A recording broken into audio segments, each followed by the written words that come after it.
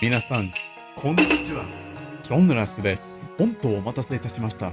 本当ごめんなさい。ニリの小さい中国人の男の子が閉じ込められている。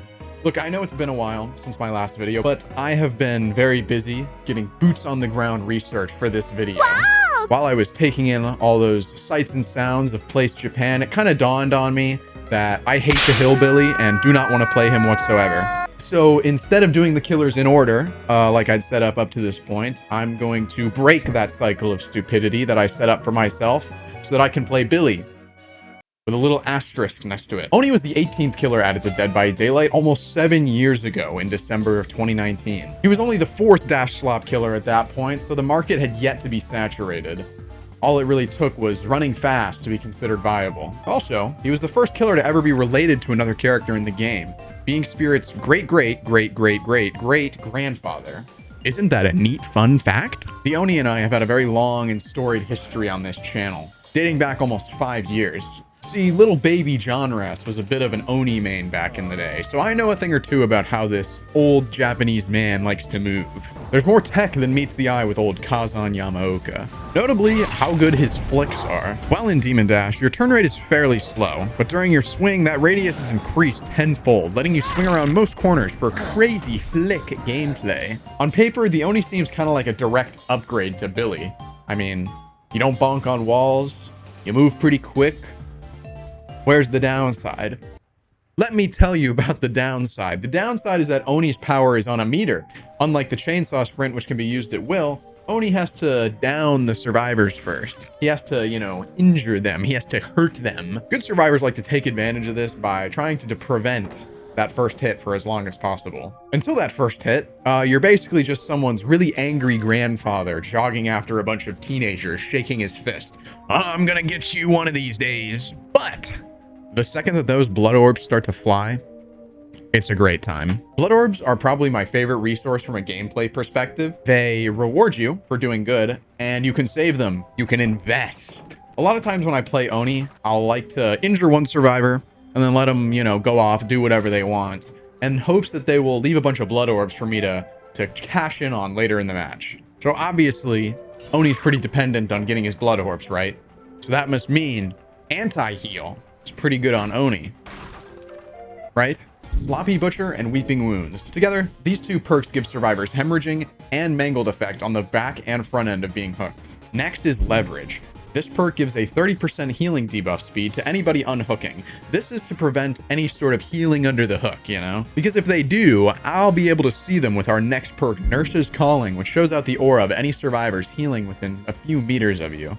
For add-ons, I use the Splintered Hull for a 33% increase in blood orbs dropped by survivors, as well as Akido's Crush for increased movement speed during the Demon Dash. I like to run anti-heal when I'm feeling a bit fat and greedy, because there's almost zero gen regression on this build, so I'm just kind of banking on the fact that the survivors do not know how to gen rush. But with all that in mind, let's see how much Dead by Daylight players enjoy furiously bleeding all over the floor. Fury of Crows. Let's get eerie with it. Laura. Dude. What in the Laura main right now, dude? If it were me, I would have dropped that pallet, because giving an Oni his first hit is just not a good idea, like all around, Across the board. Oh. I totally could have caught up there, but I didn't. Oh, damn. Hell.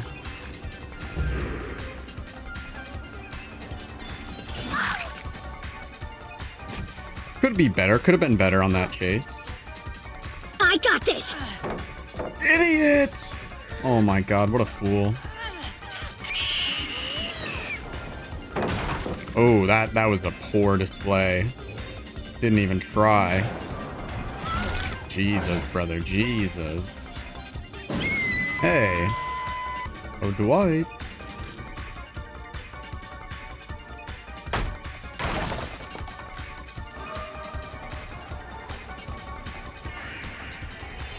Come back, little fella.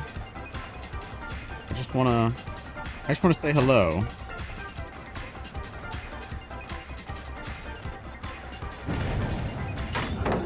I'm leaving. You're not worth the effort.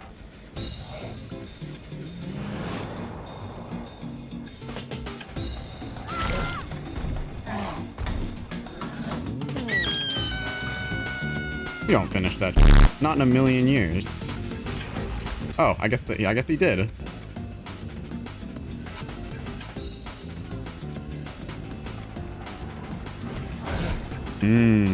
Bummer.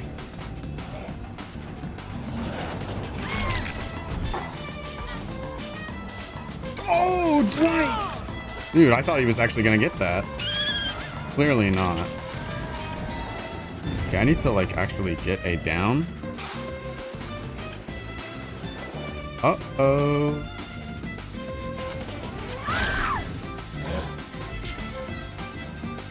Dude, you really gotta get better at that. Dwight.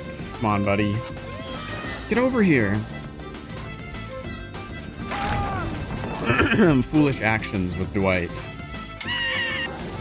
Oh shit, oh shit, oh shit, oh shit, oh shit, oh shit!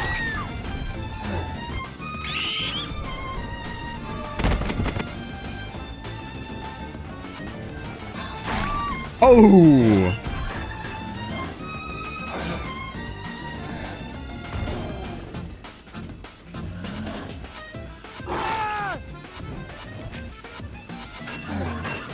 What? GG. Well played. You know, everybody did pretty well.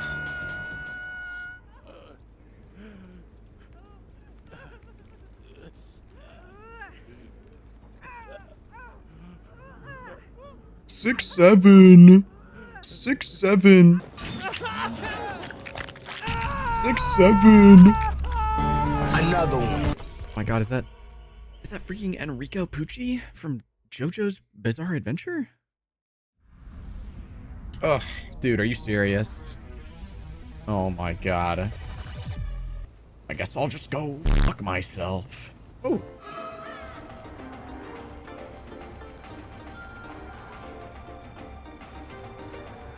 Ooh, lost a little momentum there. I'm gonna have Bro run around a little bit. See another guy over there, and I saw the Sable going that way. Alright, I like to hold W here, so. Ah, man. I tried.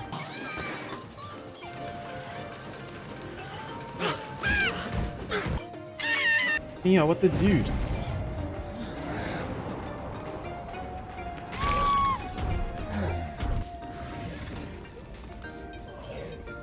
Hello.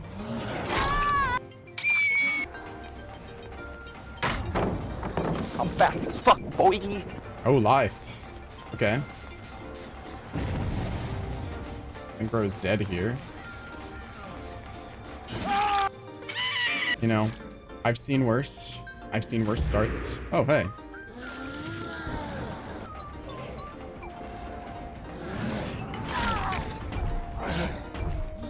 JJ. Okay. Cool.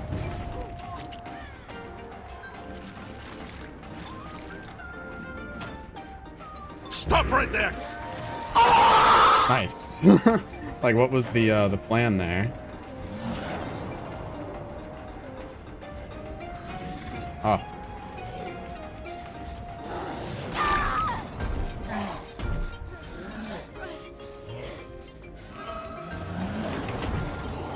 Damn.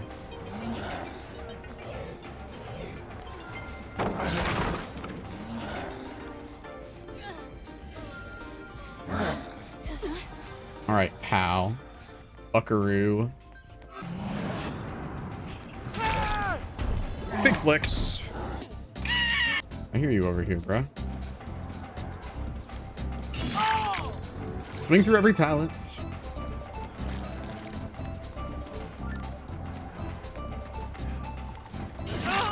Oh, dead hard. Good stuff. Wait, I saw that.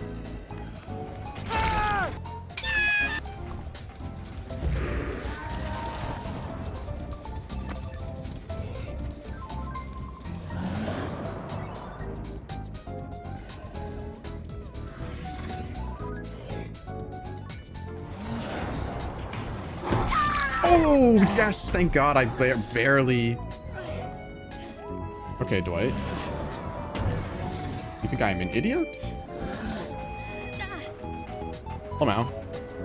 You're an idiot. This guy stinks. I think his flashlight may have run out, actually. That's pretty funny. Oh no, I'm winning. Oh no. Somehow. Easy. Well, this build is fun and can lead to a lot of great moments. The lack of pre-game momentum is really what holds it back here. There's still the issue of a decent Swift just pre-dropping you for 3 gens, so that's always fun. The closest thing that I can compare Oni to is like playing the Heavy from TF2. Both have a lot of things going for them. You know, they dominate casual play. They're big, they're scary, they're mean. But the higher that you go in skill level, a lot easier it is to counter. Everybody knows exactly how to beat you, right up until the moment that they are in your effective range of danger. In the words of a certain purple someone, when you're winning, it's great. When you're losing, ugh. However, there are a few ways to play around this counterplay, notably with perks like Corrupt Intervention or Lethal Pursuer to try to get some early downs before any pressure can be established. Well, let's get creamy. Hey, yo! Always with the invisibility, man. I hate it. Or invisibility, sorry. The invisibility.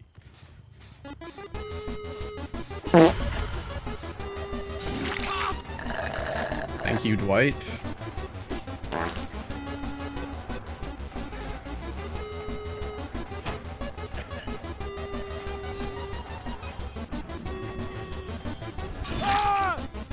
All right, W.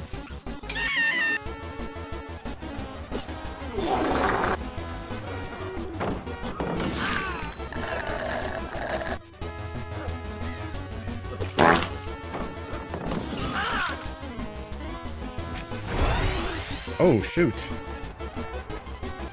Oh, this guy still dies, but, you know, good effort, good attempt.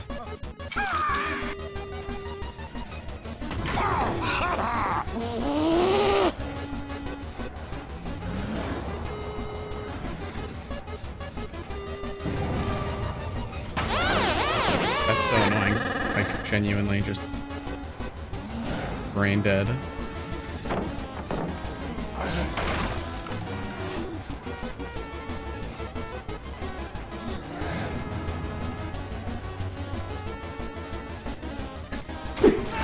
Oh my god, last second flick, I'm too good.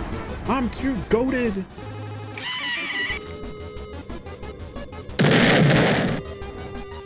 Alright, that's enough of that.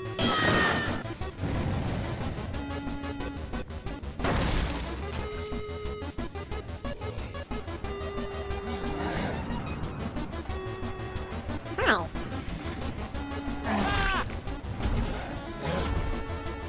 Light work, no reaction. Sharona!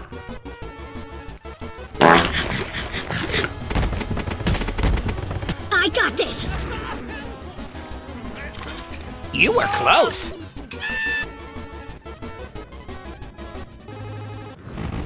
Oh, dude, why was that box there? Not allowed, not allowed. Not even in a million years would I ever lose a chase. Because I am too good. You heard it here first, folks. I am too good. You know, some people think it's hyperbole, but, you know, it's the truth. God's honest truth. Here I come, San Francisco! Oh, shitting.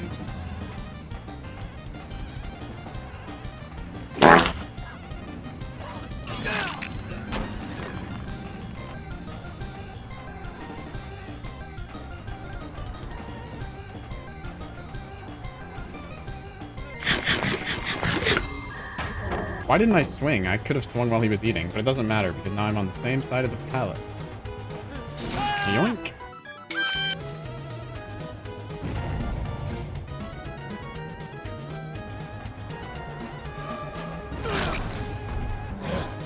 Hooray!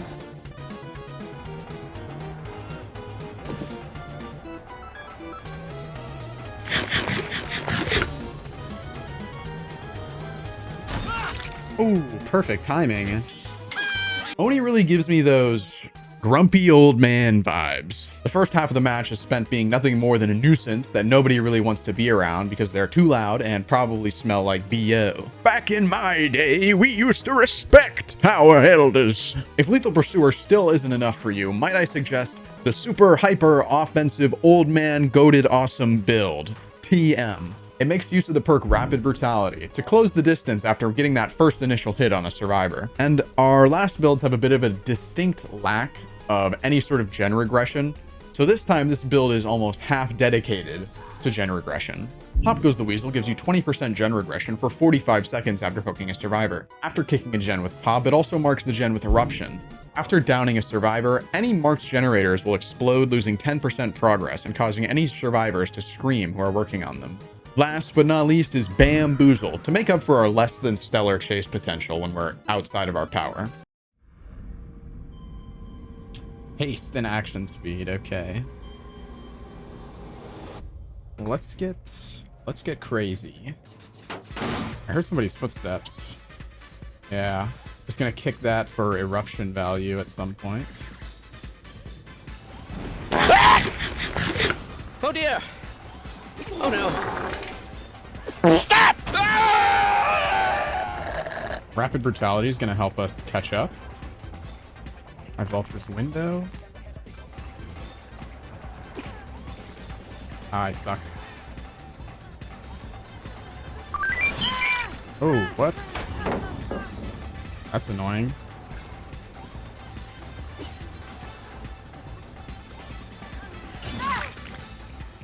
She saw me going the one way and did not expect me to turn around like that.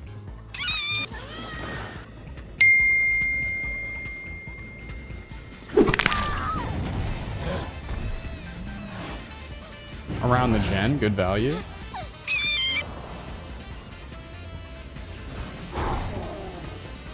Damn, I saw her butt. I was like, huge, huge.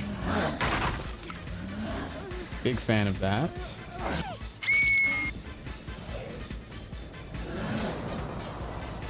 Did you hear that? What was she looking at?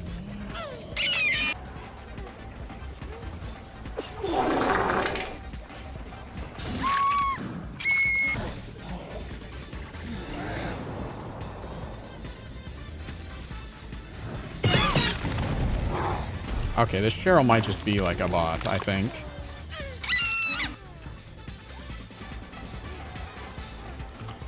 Hello, bruh?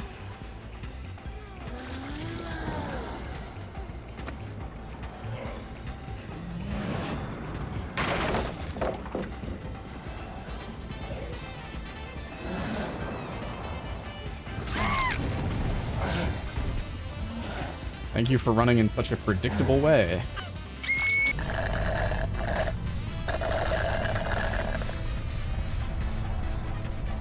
Rick. What on earth are you doing here?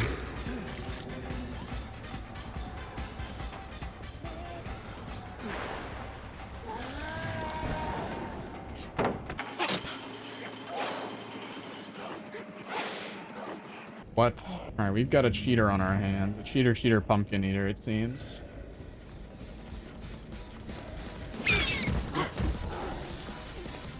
W played?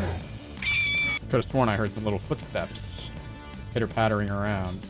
Not sure what more they could do here. I've got a pretty decent 4-gen setup right now.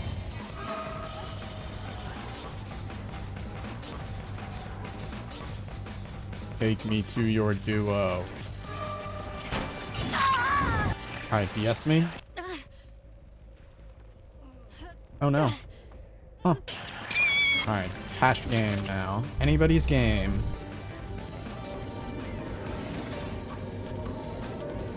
Hello? Wow, these are very far away. Uh-oh. I don't know if I make this. GG. I think that's why I've always loved the Oni. He's one of those killers that no matter what you do, you're always going to have a different experience with him. Some matches, you spend those first 3 generators desperately trying to get a hit, and other matches, you hit one survivor, and the entire lobby just sort of evaporates. It's emotional, because no matter how good you are, you always start at the same thing. Nothing. Oni isn't about constant pressure. He's about patience. The first half of the match is spent earning permission to dominate the second half of the match. And that is truly how it feels to play Oni.